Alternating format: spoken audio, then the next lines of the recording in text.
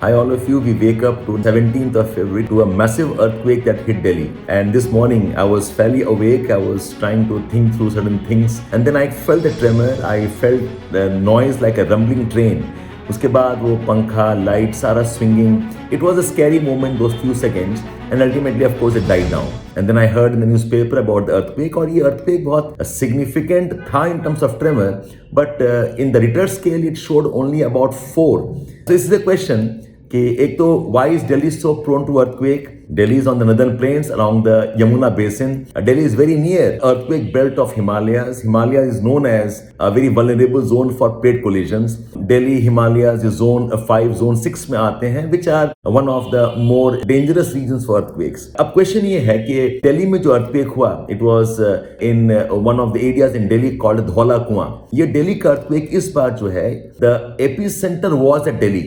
Epicentre क्या होता है? It's a location right above the place where the earthquake originates. Earth के interiors में वेयर अर्थक्वेक शुरू होता है उसको हाइपोसेंटर बोलते हैं. इस बार जो दिल्ली का अर्थक्वेक हुआ था, hypocentre was about 5 kilometre from surface and the point directly above the hypocentre. अगर जहां पर अर्थक्वेक हो रहा है उसको हाइपोसेंटर बोलते हैं, उससे वर्टिकली अबव सरफेस पे उस पॉइंट को एपिसेंटर बोलते हैं. Epicentres are in the more earthquake prone zones और दिल्ली को आफ्टर शॉक का इफेक्ट होता है.